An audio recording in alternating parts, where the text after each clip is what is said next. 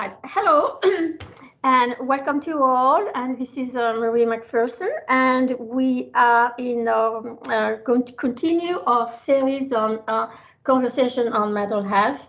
And today we are fortunate to have Dr. Nick Dewan, who is the Vice President Behavioral Health at GuideWell and Florida Blue. And in his role, he's responsible for creating a cross-functional team that designs and implements the enterprise behavioral health strategy for all insurance segments. So that's quite a lot of task there. Dr. Dewan is an accomplished physician executive with a proven track record in health systems operation, with more than 25 years of experience in different practice environments. Dr. Dewan is a pioneer and innovator in behavioral health services and technology. So, Dr. Dewan, could you just tell us a little bit about what is the GuideWell brand within Florida Blue? So GuideWell is a mutual holding company that has a number of companies within it, and Florida Blue is the insurance company, is the local Blue Cross Blue Shield company here in everybody's community. So that's the difference between GuideWell and Florida Blue. Excellent, excellent. So, of course, what I'd like to talk about today is health equity, and specifically mental health equity. It has been very much in the conversation among policymakers, the physician communities, and the public at large. Everyone is concerned about issues of health equity, and specifically what we'd like to talk about, because of your experience in this field, of mental health equity. So first of all, we've read a lot recently, and several articles have come across about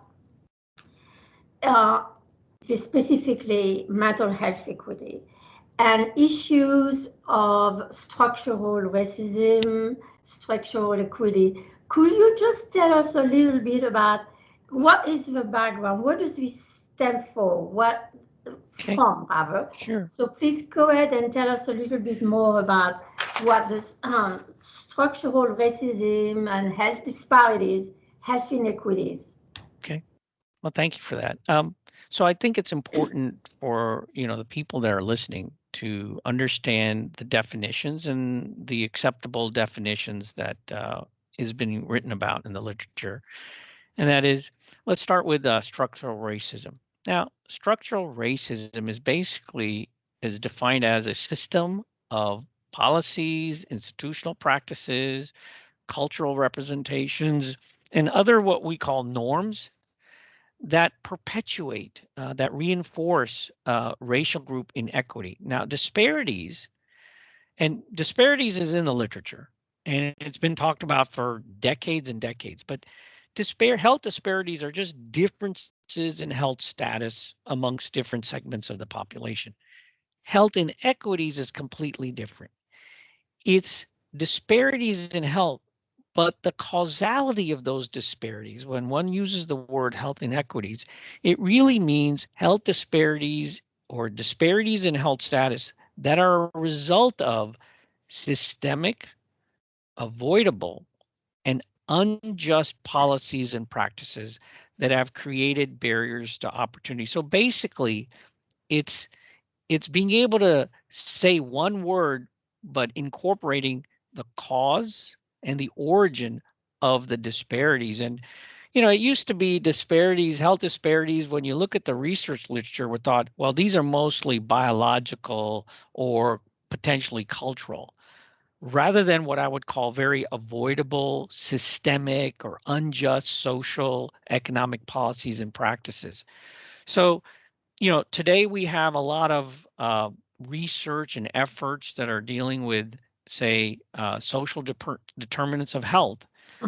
And what we realized that in a lot of the research, let's say in alcohol use, say in indigenous populations, it's really this, what I would call systemic, environmental, institutional factors that have led to exacerbations in terms of mental health or mental illness. So, in the Black population, you have childhood experiences, you have discrimination, you have exposure to unemployment, poverty, other factors. So I think for anyone that's interested in this area, being able to understand the definitions and being able to have that lens is critical to understand, as a foundation, um, all the things that we have to do as a field uh, to make changes. So what would be, for example, some example in the historical context of mental health? What would be some of the glaring Mm. issues that have really acted as strong barriers? Sure, sure. Well, I've always said we've had 4 centuries of trauma and 4 centuries, but that's led up to today. But there are key moments in history that I think many people should understand, and some of this history is it's somewhat cruel. It's an inhumane part of our history, and so let's start with the early 1700s. This concept of chattel slavery was if you were born Black, it means you were a slave, and that every child afterwards, for the rest of eternity, would be a slave. Would there were laws passed that if a slave died, it was not a crime, and so that starts in the 1700s. And we had a Declaration of Independence that said all men are created equal with the rights to life, liberty, and the pursuit of happiness. Well, that wasn't true for Black Americans. It wasn't true for Indigenous Americans. And we had a constitution that said, we had Blacks were only 3/5 human being, or they were counted as 3/5. It took 100 years before, we had the Emancipation Proclamation, we had abolishment of slavery, we even had a 1868 citizenship, but between 1868 and 1965, there were so many barriers to be what I would call the right to participate in a free society. So we've had hundreds of years of what I would call structural issues. And if you, those are just public policies, but I mean, when you think of, say, structural racism in the 1930s, let's say when we had the Great Depression, we had something called a planned shrinkage. So I refer to it as the Great Shrinkage, where as a public policy, the government said we have to invest. We have to have the pride of home ownership in society because that's going to stimulate the economy. Well, as a matter of public policy, if you were Black and you had the proper income, you couldn't get a loan for a home.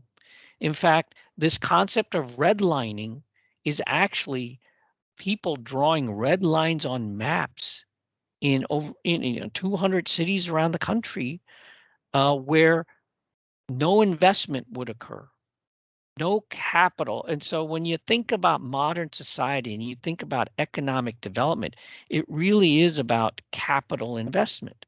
And so that means in those areas of the country, and some of that is true even today, where some of those decisions 100 years ago, you couldn't invest in, say, hospitals, clinics, grocery stores, school. I mean, talk about social determinants of health. This was by design. And that's just one example of what I would call structural or societal racism. But let me switch. So you asked me a question about the history. You asked me, real tangible kinds of things. I think up towards 33, I've given you sort of, policies over time.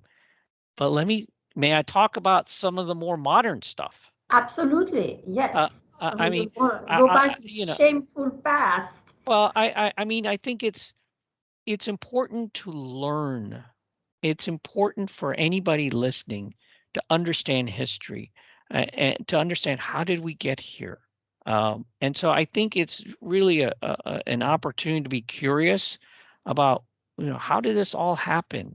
And does public policy and economic policies really make a difference in people's lives?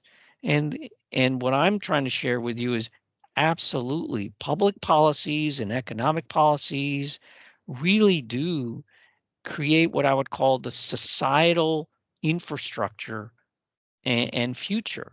And so outside of what I would call public policy or social policy or investment policy, how about just policies regarding substance use? So we know in the 80s, we had the war on drugs. And what was during that time, laws were passed that said the disparities, say cocaine, powder cocaine versus crack cocaine. There was actually 100-to-1 difference in terms of prison sentence, in terms of the amount of cocaine that was found on somebody. If you had 1 gram versus 100 grams. Here's the key difference. At that time, it was well known that one form of cocaine was more popular in white communities and the other was found in black communities. So we had, just like I said, we had the great shrinkage in the 30s. We had a mass incarceration in the 80s.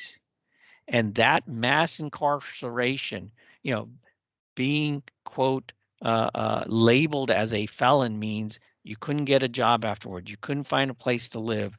So many barriers.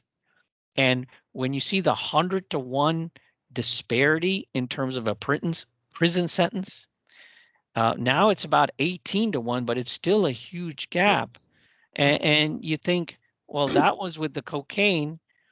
And now our perception, thankfully now, of substance use is different. Now we have the opioid epidemic, and we're actually saying it's a disease. We're actually saying let's help people. But in the 80s, it wasn't. And even recently, when you look at data, at least in, say, whether it's substance use or serious mental illness, 69% of Blacks don't receive treatment. And 88% don't receive treatment for substance use disorders. Sometimes it's attitudes towards those treatments. Sometimes it's actually the cost. So public policies, public investments, laws over time have created barriers. Now, in the physician world, many people don't know that in the 60s, the American Medical Association refused to admit Black physicians to the AMA till the civil rights law was passed.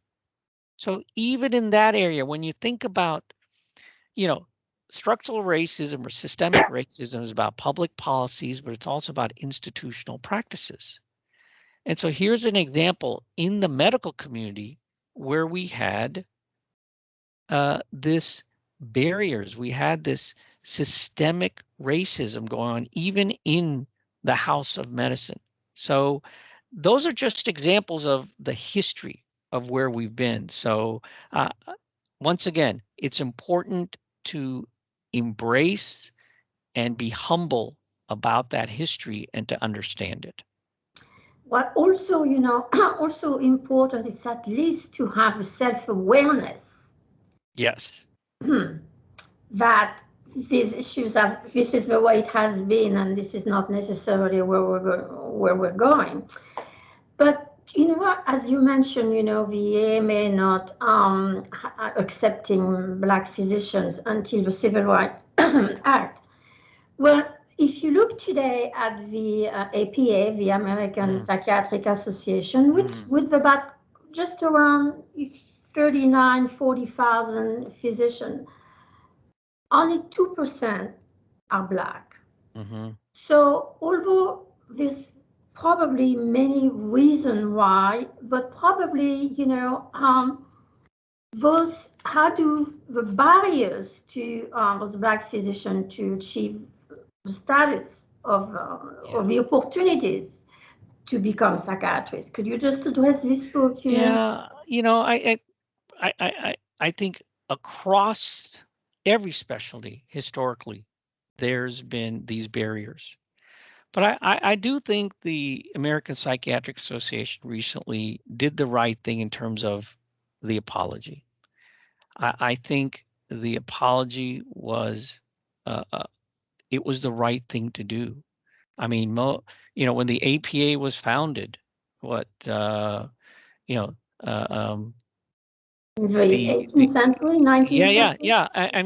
Even the so when the APA was founded, okay, I mean, prior to that, the state psychiatric hospitals weren't segregated. But when the APA was founded, the segregation of different races occurred in psychiatric hospitals. There was payment for care was, to have human beings as payment, slaves as payment for psychiatric care. Also, there was misdiagnoses, labeling of, if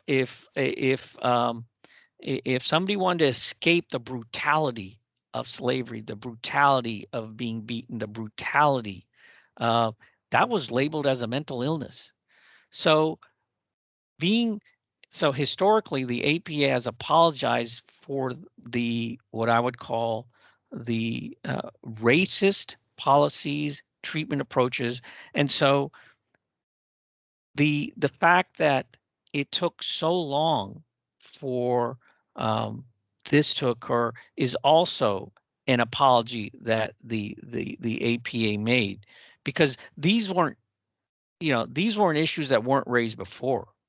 When they were raised before, over 4 decades ago, the APA said the same things, but did not do anything. And so I think now finally we're going to try to address this shortage issue.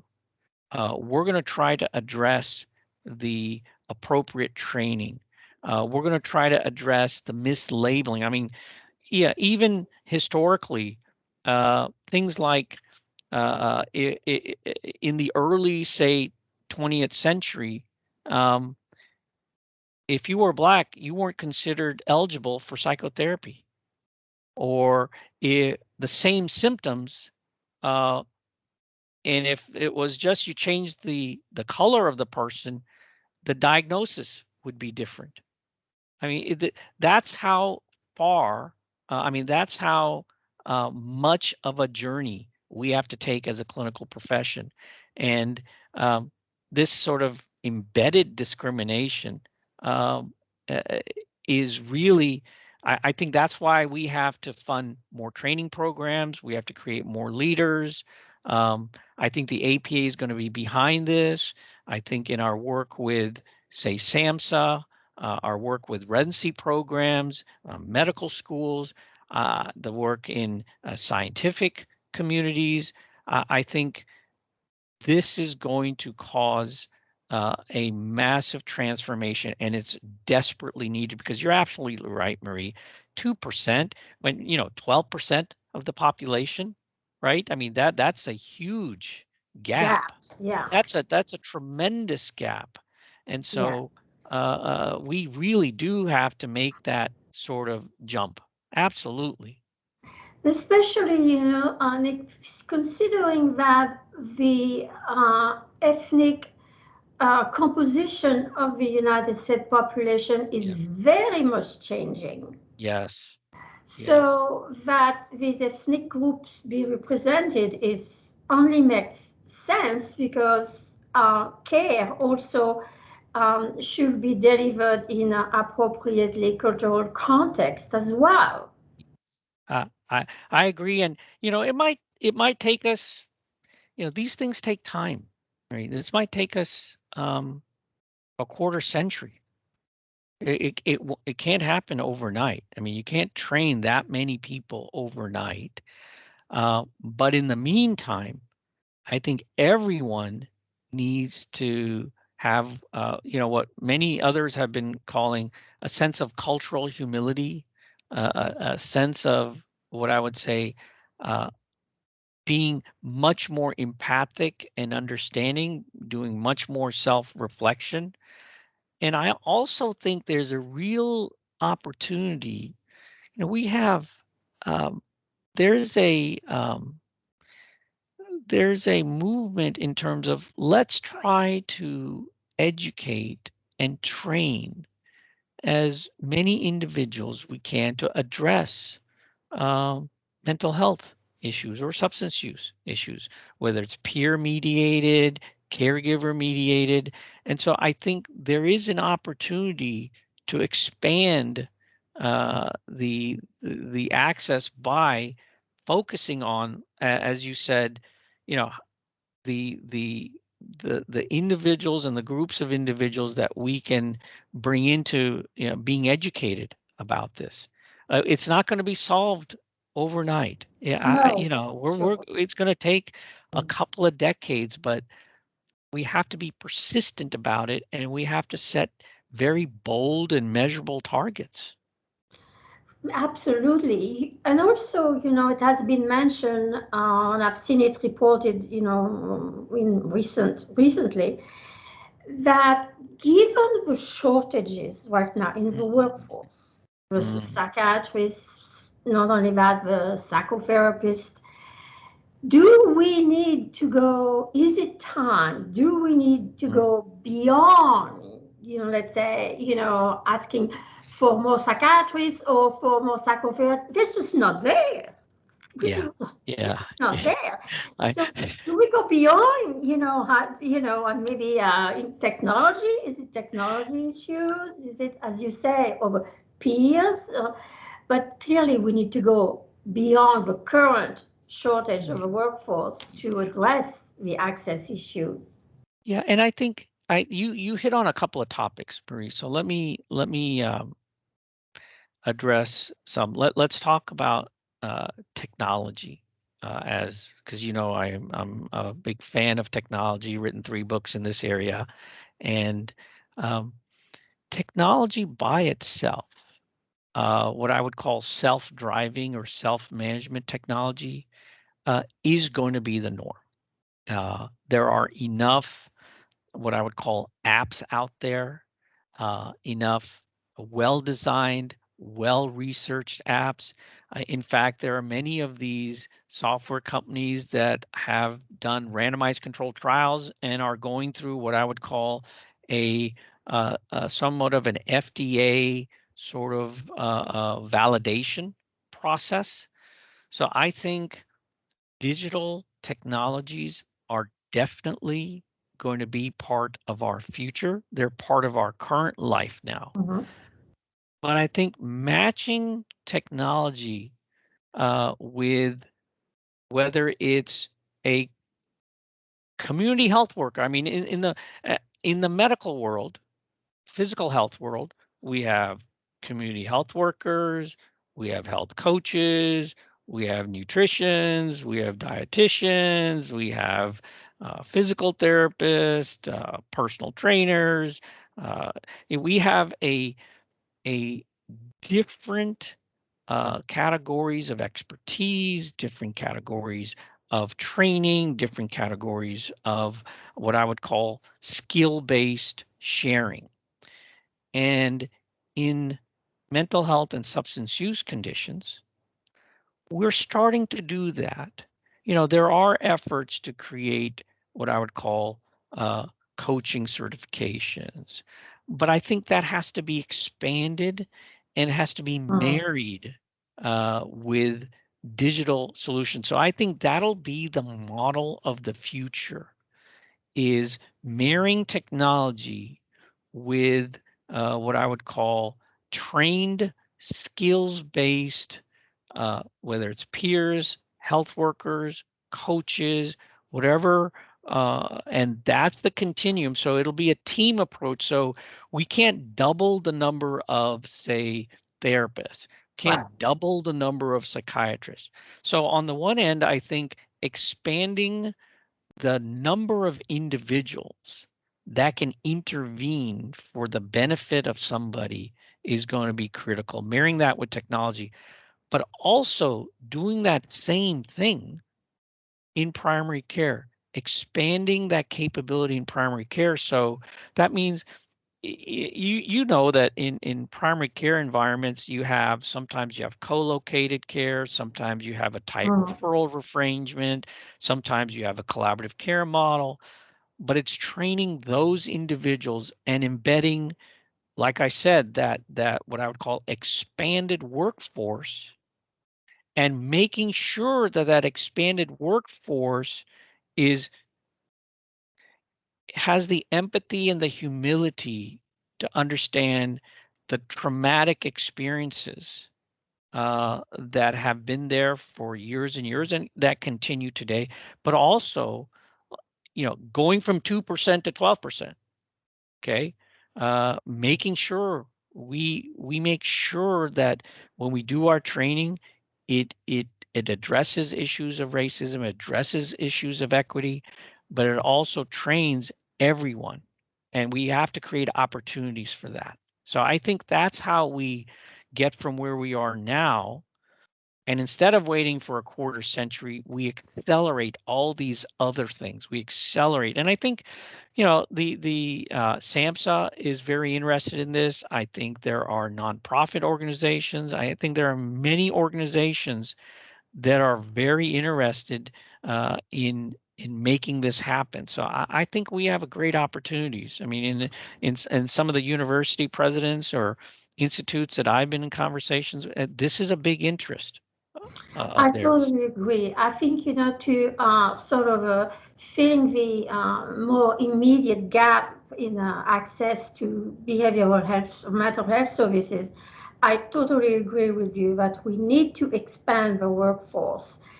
There's just not enough, as we said before, enough psychiatrists, social workers, and therapists. So I think it's just a critical activity to really go aggressively after to really augment, the access, because it's really dire, really, when you consider some area, even of our immediate Florida, are, geographically isolated. Not only that, but also medically underserved. This population need relief, and Yeah. the primary care physicians who are at the front line of caring for this population can't do it alone either. They need relief. Yeah, and you said something important. This thing about rural. Now, I think this whole change, especially in the context of COVID, where we went from face-to-face clinical treatment to telephonic clinical treatment, or even video conferencing video conferencing treatment. So I think that that is going to help us, because there's a concentration of the workforce in what I would call more metropolitan areas, Yes. and so sometimes, you know using, whether it's telephone or video technologies, it's not ideal, but it's, the outcomes are comparable. Right. Satisfaction is there, uh, and it will alleviate some of the, what I would call, transportation burdens, uh, alleviate some of the access burdens. And so I think uh, we can maximize uh, the the use of appropriate technologies. So I think that's another learning opportunity is, everybody, before 2020, not many people were doing daily teletherapy or daily phone-based therapy. But in the midst of the pandemic, 100% of people were doing it. Now, Absolutely. 100%. I don't know of anybody that was not, because people were in their offices, and they were talking to their patients or clients over some technology platform or a phone platform. And so much research has been done in this area in the last year. So I think that in itself, over the next, year, 2 years, 3 years, 4 years, 5 or 6 years, there will be an improvement in how to deliver appropriate, comprehensive, high quality care through that medium. I don't think it's going to replace, the humanism of face to face, or the ability to sort of connect with somebody in a different way when they're with you. But I think it's going to be an enormously important adjunct to existing practices. And I do think it's going to help us with this access issue. I really do. I mean, if you look at the current situation where you have to perhaps wait 3 to 4 months before you even can get an appointment, meanwhile, your situation may not exactly improve during that. So I think even have access to psychiatry or telehealth certainly is going to go a long way into alleviating some of the burdens that this isolated population have. Yeah, And Marie, give options to the primary care physicians. Yeah, and Marie, let me add, I think there's one thing also that we could add to this is, we talked about expanding the workforce.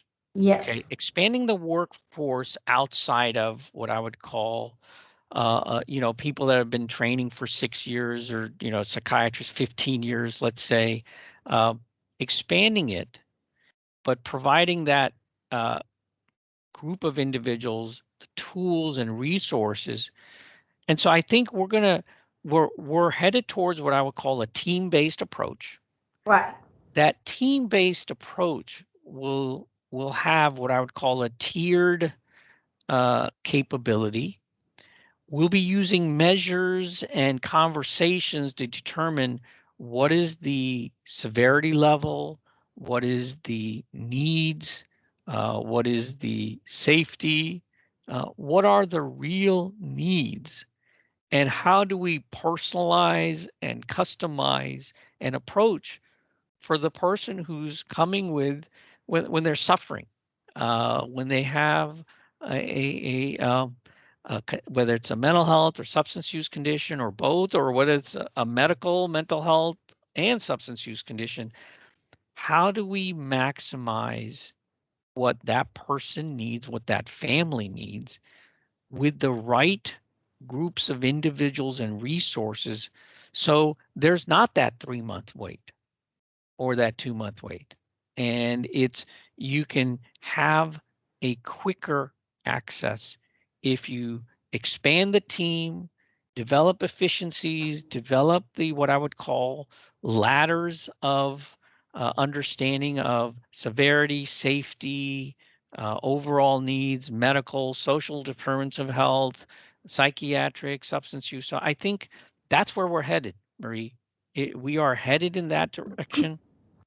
And I think there are lots of individuals working on this. And I think the COVID pandemic has forced all of us to transform quickly, to be innovative, to think out of the box, and just see the world differently.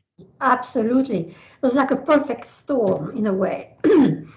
But also, I was recently, speaking with colleagues about that. We seem to be moving towards a world of partnerships and collaborations. Mm-hmm. And we've probably been brought to that point kicking and screaming, but nonetheless, it's happening, because also an important issue is, the care of a patient doesn't stop after the visit to the physician's office. Mm-hmm. There's also a great deal to be said about community resources, but non-medical, especially when you start to address social determinants of health.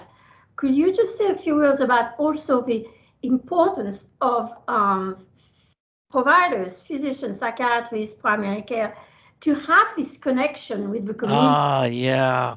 Oh, so important. Thank you. I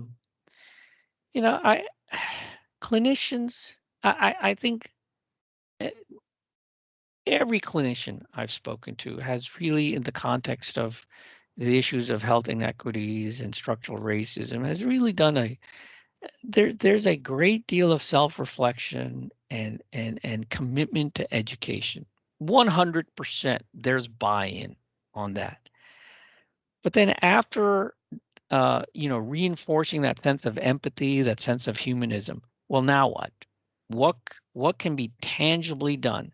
And there are significant efforts in every community to address SDOH issues, to address what I would call the historical injustices, the the current barriers, the current lack of opportunities. And I think every clinician should know who that is in that community.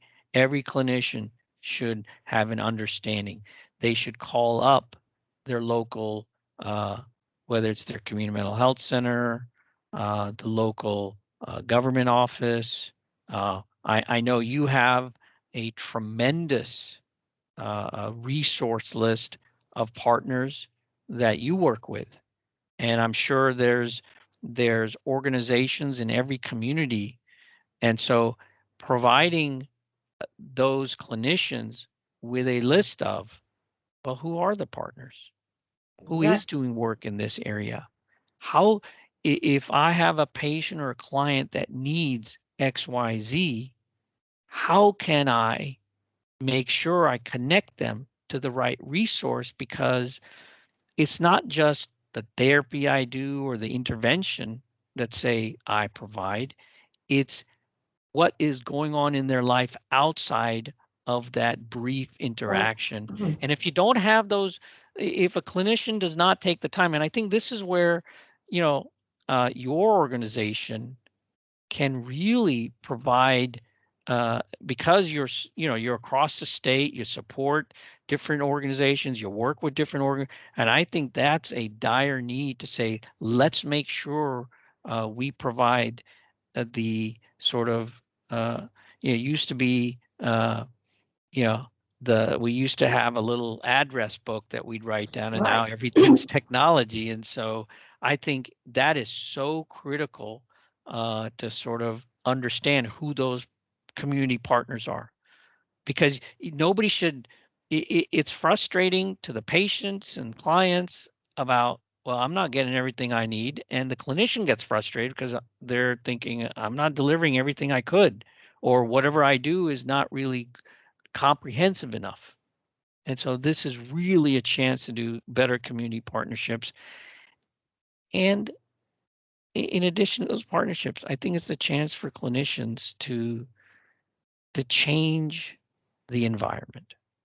Okay. Absolutely. I mean, we all go into this field because, we want to impact in a positive way the lives of others. We want to help heal the suffering, help change how people, uh, the trajectory of people's lives. And I think the issue of, um, the racism and disparities in health inequities have taught us is that you really have to know what's going on in public policy. I mean, we started this conversation about, you know, 200 years of public policies that have led to where we are today. We cannot allow some of this to go on. We just can't. Absolutely. And so I think it's incumbent upon all clinicians to be, and FMHI does a great job with sort of getting the word out on these things. What is the important policy? What is going on? What is what is the downstream impact?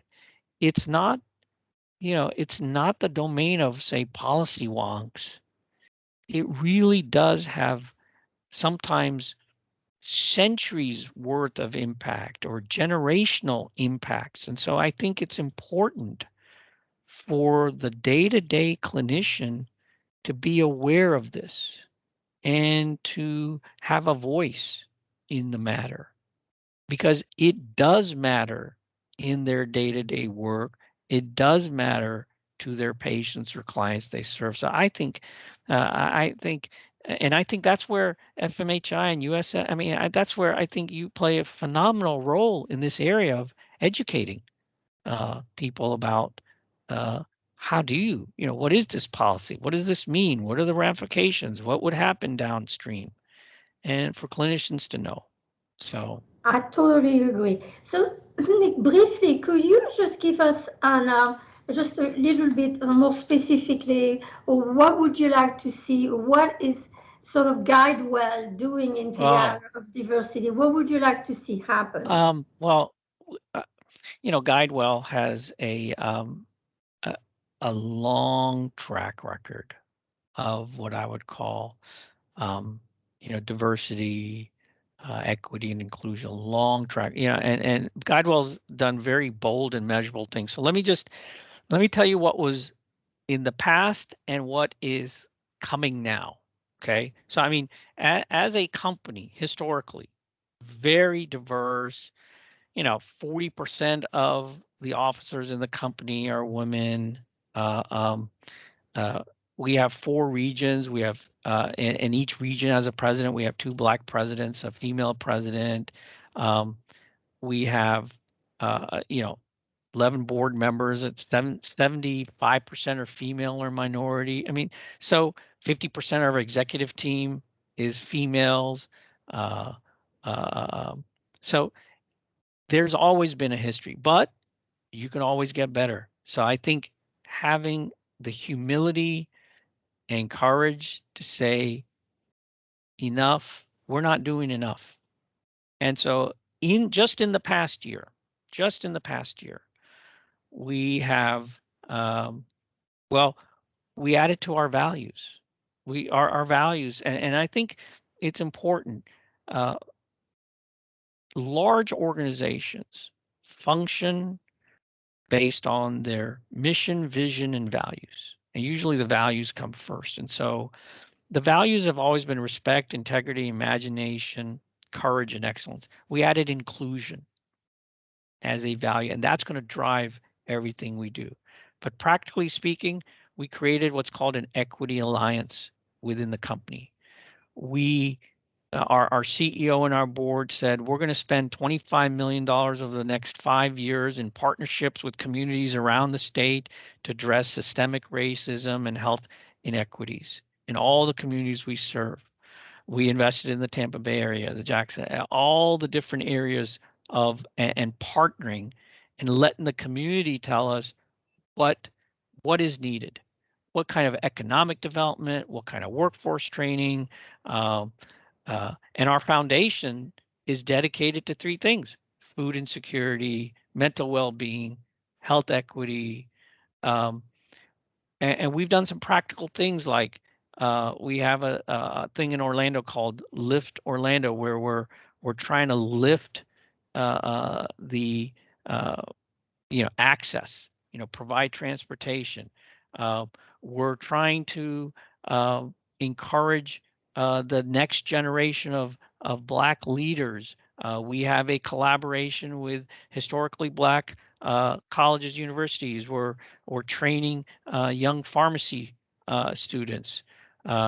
We're internally we're building a leadership pool for the future, because we said, although we might have officers, but we have to develop that management infrastructure as well. So we've developed a leadership program there.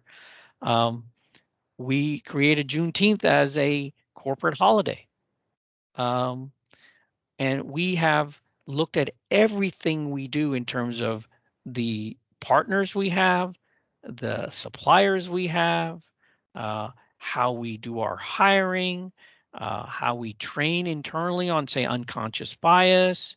It is fundamentally, you take a company that's known around the country as very committed to diversity, equity, inclusion, and says, and now we're leading. How does one address the new challenge in our society? And so I think that's what we're trying to be, we're Good trying to citizen. listen. Yes. Yeah. And the thing is, approaching this with a sense of humility is critical, because we asked our employees, we are working with community leaders across the state and saying, what can we do? What would you like us to do? And then we're working with corporations around the state and other business leaders and community leaders and saying, let's take this as a challenge and let's transform our future. Because look, it took centuries to get us to where we are today. We shouldn't wait a century to get things done. I totally agree. Not with the means that we have today. I think it reminds me of a show I was a Bill Maher show that I was listening to recently, where he addressed, the fact that we're all decrying the current racism issues and inequities, etc. But also, it's important to also look at how far have we come. I mean, we have made some progresses have been made, and I think we should not lose sight of the progresses we have made. Granted, they're not coming as fast as we would like, but still, things have improved. For example, the diagnosis of the APA have greatly improved. Some diagnoses, for example, homosexuality is no longer a mental illness. Things things have improved, so I think we should just be cautiously optimistic and then look back and says, yes, things have improved, and looking forward to, I will say, accelerating the improvements. Would you agree? Well, I think we are beginning to improve. Okay. I think saying the apology was important. Implementing a much more bolder research agenda into looking at structural racism and impact on clinical illnesses. There hasn't been an article in the US psychiatric literature about this. It's in the European literature. So I do think I'm optimistic about the future. I'm optimistic that we have made a commitment. And that's where we're at, because up to now, we haven't done much, and we made very little progress. So I differ with you in a little bit. I think we made a tiny bit of progress, but I think we've got in the field of psychiatry, in the field of behavioral health, we have a long way to go. We have a huge gap to close, and but I do think we have the energy, we have the capability, we have the motivation to close this gap, but we are only at the beginning. Only, and it's, and I'm so grateful that you are even having this conversation, having this podcast, and saying this journey has to begin. And the behavioral health community in this state And there are a lot of great leaders that have embraced this, that are ready. And now it's a matter of let's start implementing, uh, a value system, the training systems, the programs, the partnerships, the research, all those things. They're going to change the present day, but also change the future. So I'm not as pleased about the past, but I'm happy that we're starting a new course. And as I said, at least now we can say that we have the self-awareness to be able to move Yes. forward, and that's an Yes. important thing.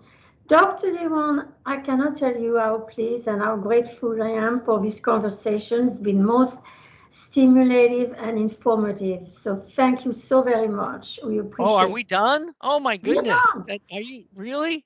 Oh, Do you have something else you want to talk no, about? but you know what? We didn't get to talk about some clinical stuff.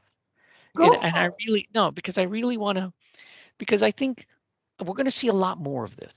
We're going to see a lot more articles about impact of what I would call, structural racism, historical race, the impact of interpersonal, and what that does to what I would call the collective trauma, the daily trauma that has been experienced. Here we were in COVID for, and it was an invisible, unpredictable threat in our lives.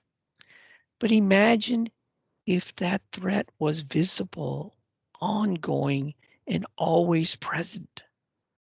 Can you imagine what that experience is like, the trauma? And what we're going to see is research that links this, what I would call the multi-level exposures of racial injustice and trauma, and how that impacts perinatal, prenatal, childhood development, adult development, the epigenetic, the intergenerational traumatic changes, the impact on cortisol, impact on immune function. Uh, we're going to see so much what I would call connecting the dots in our clinical research, in our neurobiological efforts, that's going to help us understand. Recently there's articles about this, how this sort of sequence, this domino effect impacts the psychosis phenotype. But I can see this impacting PTSD. I can see this impacting depression research. I can see this impacting anxiety. We do know that some of the misdiagnosis that happens is related to misperceptions of all of this. Why are Black men diagnosed with so antisocial personality disorder when they really have PTSD and a substance use disorder? That's not right. And so I think we're going to see a lot of work in this area. And for me, that is really what's going to allow clinicians to change, because they're going to see this in the literature, they're going to see this in CMEs, they're going to see this in CEs, and that's how we change how we think about this. So I'm sorry I went on a little bit, No, but I no, think it's no, so no. important to talk No, about this. it seems like we're going to be needing a lot more training. Oh, absolutely, absolutely. And training will there'll be different knowledge produced in the next year and the next year. And so that's why I think we really are at a fundamental pivot point in all the things, from research to education to clinical delivery to clinical policy to training. This is the job of our generation. You know, when the APA say BIPOC, Black and Indigenous people of color, we need to apologize and we need to behave differently. It means at every level. So yeah, it's going to be something that I think all organizations are committed to. I know we are committed to this. I know I'm committed to this. And so the more chances you and I get to chat about things like this, and the more opportunities that other people get to chat about this, the the this is how we accelerate change. Absolutely, because in the past, dissemination of knowledge has been to follow a very, very slow curve. Mm. But it looks to me that we just don't have that time. We don't have the luxury of Well, that timeline. we've always had luxury of time. We just haven't had the sense of urgency. Right, that's what I mean. So, Yeah, as I said, we cannot be complacent. But now yeah. it's an urgent matter. That knowledge that you just talked about needs to be disseminated as Mm. widely as possible, but fast, not 10 years from now. Yes, yes, yes, because we behavior change needs to happen yesterday, Yes. but it's okay if it happens tomorrow. Tomorrow is fine, as long as it is tomorrow. Yes, Again, thank yes. you so very much for your participation, and we look forward to speaking with you again Oh, it's in the been my spring. pleasure. It's been my pleasure, and thank you so much for, creating this opportunity to share this information. I really appreciate it. Thanks again, Nick. Take care. Have a good day. Bye. Bye bye.